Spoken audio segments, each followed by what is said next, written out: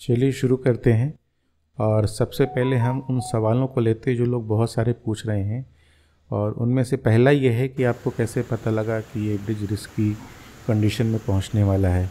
तो हम बता दें, ऐसे जितने भी वनरेबल पॉइंट रहते हैं उन सभी को ज़्यादा बारिश की या इस तरह की कंडीशन में वॉचमैन लगा के रखते हैं। और इन्हीं वॉचमैन ने जब पानी की लेवल बहुत बढ़ने लगा तो बताया कि पानी का लेवल बढ़ रहा है और यहाँ पे स्काउरिंग हो सकती है। तो तुरंत फिर वहाँ पे उसको साइट को इंस्पेक्शन किया गया और ये पाया गया कि इस ब्रिज के जो पियर्स हैं, पियर्स काफ़ी ज़्यादा खाली हो चुके हैं। मतलब कि हर पियर की सेफ़ स्काउरिंग डेप्थ होती है।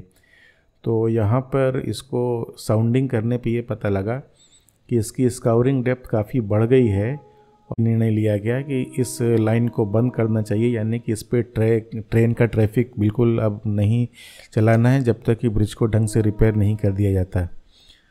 तो तुरंत ट्रैफिक को रोकने के बाद में और इस पे रेलवे के कवर्ड वैगन में बड़े बड़े बोल्डर भर कर लाए गए और उनको ड्रॉप किया गया साइट पर।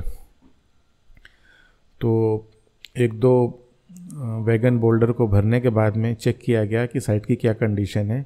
तो ये पाया गया कि साइट पे बहुत ज़्यादा इम्प्रूवमेंट नहीं है, स्काउट बहुत ज़्यादा इम्प्रूव नहीं हुई है। तो ये लगा कि केवल बोल्डर ड्रॉप करने से काम नहीं चलेगा, अब हमको इसको पास में जाके जेसीबी या पोकलैन की मदद से इसको रिपेयर करना पड़ेगा। तो आगे बढ़ने से पहले जो दूसरा सवाल था, काफ़ी पूछा लोगों ने, क्या पहली बार में जो भी स्कीम फाइनल की आपने उसी पे काम करते रहे? तो यहाँ पे ये बताना है कि नहीं, पहली बार में जो हम लोगों ने स्कीम फाइनल किया था या चूज़ किया था वो सफल नहीं हो पाई। क्योंकि पहली बार ये हुआ कि अप स्ट्रीम साइड से वहाँ पर एक रास्ता बनाएंगे पास के तट से, मतलब कि उसको मिट्टी को और सैंड जो भी नियर बाई अवेलेबल है उसे ड्रॉप करके और वहाँ पर पोकलेन जाने का रास्ता बनाएंगे और जेसीबी से बोल्डर को डायरेक्ट साइट पर पहुंचकर और उसी पियर के आसपास अनलोड कर देंगे, जिससे कि तेज़ी से ये काम हो सके। लेकिन करीब 1-1.5 दिन रास्ता बनाने की प्रक्रिया चलती रही और ये पाया गया कि 4-5 मीटर तो हम आगे रास्ता बना पाए, लेकिन उसके बाद में नदी में बहुत ही सडन स्लोप था और जो भी मटेरियल डाला जा रहा था वो तेज़ी से गिर जा रहा था या बह जा रहा था। तो ये आइडिया फिर ड्रॉप करना पड़ा और दूसरे फिर डाउन स्ट्रीम साइड की तरफ देखा गया कि वहाँ पर एक छोटा सा आइलैंड मौजूद है। आइलैंड की मौजूदगी ये बता रही थी कि यहाँ पर छिछला पानी है और इस रास्ते से हम चल पाएंगे। तो सबसे पहले इस आइलैंड के आसपास और उससे होते हुए सैंड से भरे हुए बैग को डालकर एक रास्ता बनाने की प्रक्रिया शुरू हुई, जिसको कि हम लोगों ने राम सेतु का नाम दिया।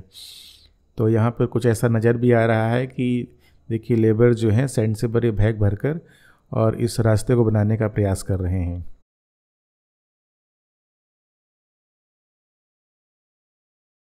तो डायरेक्शन ये थी कि इसको सैंड बैग से भरा गया, फिर पास की नियर बाई एरिया में डिगिंग करके ये पाया कि वहाँ पे ग्रेवल और बोल्डर अच्छे सॉइल के साथ में अवेलेबल है, जिनको कि अगर यहाँ पे लाके डाला जाएगा तो इससे बहुत अच्छे मजबूत पाथवे बन सकता है। सीबी पोकलैन की मदद से खुदाई की गई और मटेरियल को लाकर धीरे धीरे डाला। इस प्रक्रिया में भी करीब 1 दिन लग गए, लेकिन रास्ता बनकर तैयार हो गया।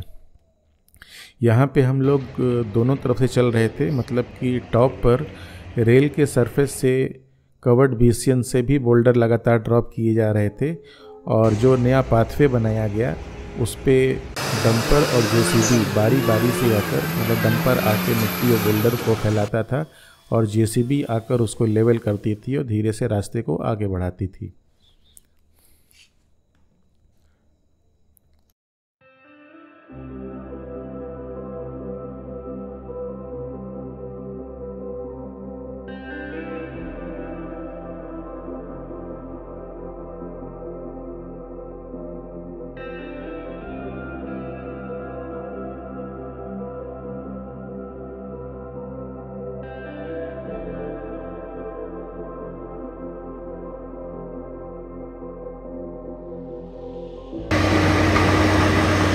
कंसोलिडेट करने का तरीका कितना बढ़िया है।